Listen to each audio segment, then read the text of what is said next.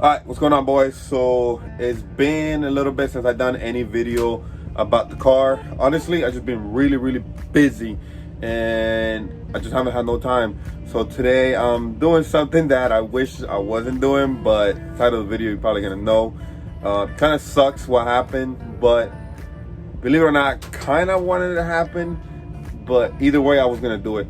I ended up ordering some pistons and rods. Then it's something that I've been slacking on. I've always blew motors. Like, I think I've gone through 7 or 8 of them, believe it or not, for the last couple of years, not stock motors. I did build one about 6 years ago, and I ended up blowing it up too, and I gave up, and I'm like, you know what? I'm throwing stock motors from now on, and they just haven't been that great. They work great, but for some reason I have some bad luck. So I decided to finally build one. Now the block is in the machine shop. I had an extra block. I ordered some Trump's pistons, and I ordered some Seons. I think that, don't quote me wrong, it's names, they're a little different. I was gonna go with the traditional White Skull stuff, but excuse me on that, my neighbor, they're blasting music. So like I was saying, I was gonna with the traditional, everybody does the White Skull pistons and rods, but I ended up changing it. I had somebody that gave me a really good deal on the rods, and they're rated for 1200 horsepower, believe it or not. I wanted to go something that was going to be good. Obviously it hurt the pocket a little bit, but I was like, you know what, I'm tired, because every time I blow a motor it's always a rod, always. So I'm like, you know what, let me just buy some good rods and not have to worry about it. They're overkill for what I got, I agree, but I'd rather be safe than be sorry. That's kind of how I feel about it right now. But I got to take the motor out. I'm gonna show you guys how I'm gonna do that. Taking the motor out takes me about 45 minutes to an hour by myself, believe it or not. I've been doing this so many damn times. Like, I wish I didn't have to say that, but so yeah, I'm gonna take the motor out. I did order a twin disc from Clutch Masters.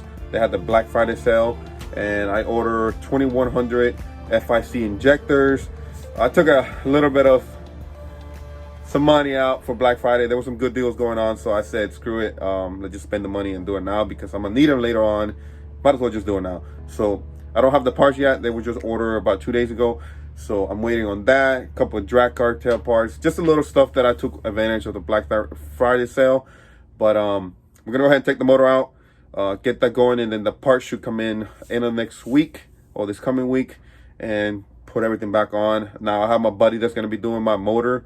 I'm just gonna be assembling everything back on. I do not trust myself too much with building the motor, like putting the pistons in. I don't like the gapping process. It's just too tedious and annoying, so I don't want to do that. But go take the motor out, get that going, give you guys some content to watch. I apologize for the lack of it. I've just been really busy. All right, so here we go, boys. So we got Dory here. She's a little bit hurt.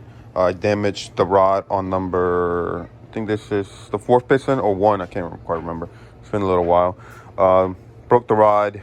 I was being an idiot, which I honestly did not care if it blew or not, since I was building the other motor. So just when it blew, I was just like, oh well, I had to take it out anyways. So yeah, so ended up damaging that. Just hope I didn't hurt anything else, like with the head. That's the only thing that I'm gonna be mad about, if I damage any of the valves. But I'm gonna go ahead and take this out, get this going. Usually it takes me about 45 minutes to an hour, like I said. Probably take my time today, probably be an hour and some change, just because I'm not in no rush. But ready to take this thing out today. It needs to happen. So usually the way I start taking my motor out, I start taking everything out that really is on the way, like the fuel lines, the catch can lines, the intercooler piping.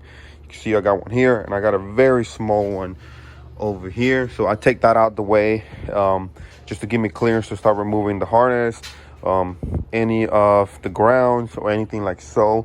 And then what I do after, I actually remove the turbo kit, which much is the turbo and just the manifold, and removed all the wastegate lines from the wastegates.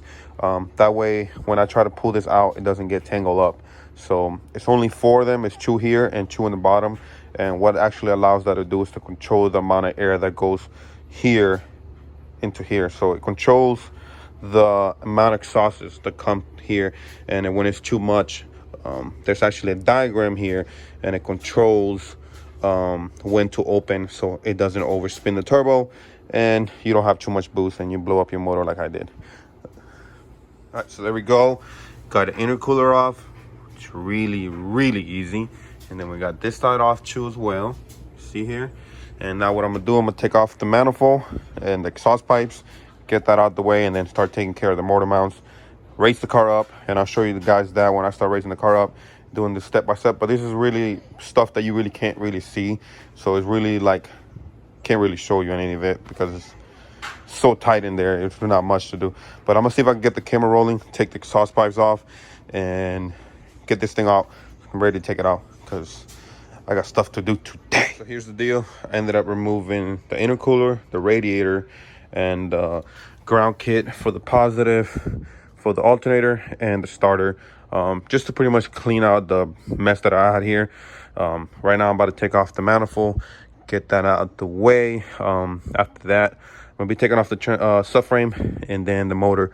Now I do this fairly different from everybody else, which is better, but I'll show you guys how I do it.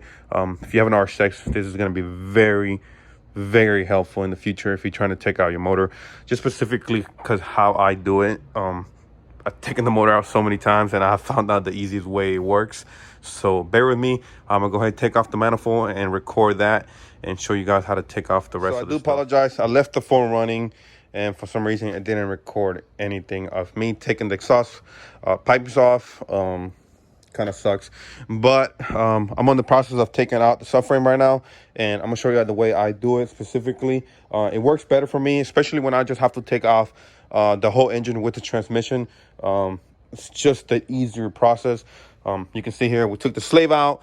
I only take out with the bolts, and it's just I don't have to bleed the system back again. Save me a lot of time.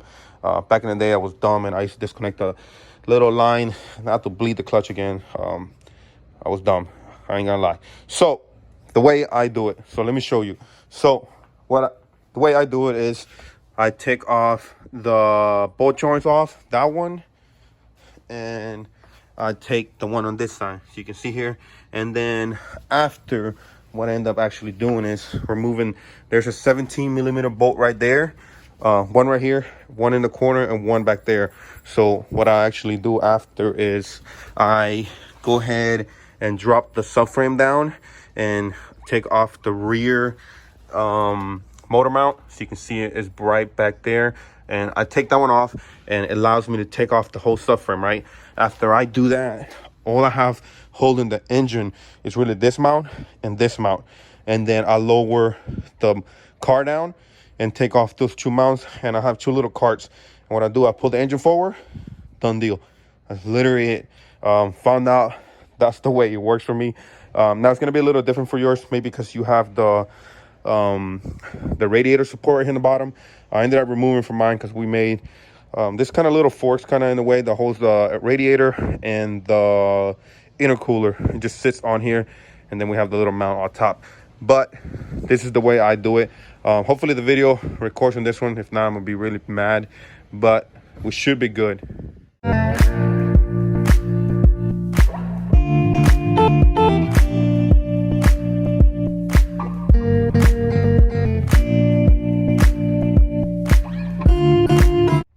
All right, so here we go. I got the subframe all loosened up. You can see here, I remove all the bolts, and the only thing that's holding it up right now is actually the jack.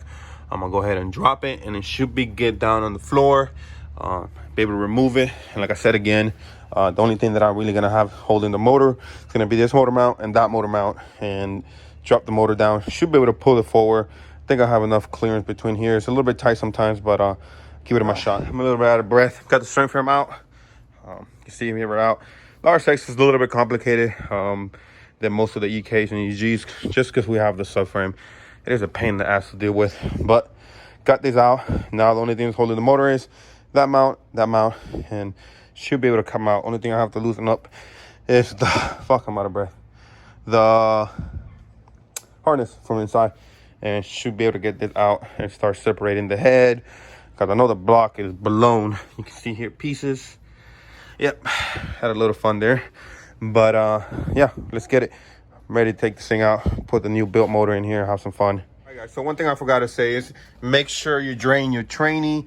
Otherwise, you're gonna get fluid all over the freaking floor. Honestly, it's just this bolt right here. You can see it. Comes out fairly easy. You can see here. And now I just bought this fluid. That's why it looks brand new. And I barely drive the car. But I blew up the motor, so got to take the fluid out. If I weren't gonna take the fluid out, let's just say that, and I forget it, pop the axle off. When I drop the training, it's literally gonna be training fluid over the place, and this thing costing about $60. So I'm not about to waste that when you can see it, it looks brand new. So make sure you do that. Drain that plug right there. Otherwise, you're gonna have a mess to clean up. Believe me. So we're gonna go do there and then pop the axles out. And but my car is, since I'm all-wheel drive, I have to take off the transfer case. You can see here. Now, one of the things I took advantage on Black Friday, I actually ordered a billet one. Pretty excited. The stock ones don't like a lot of abuse, and they tend to break, actually crack, not like just break, but yeah.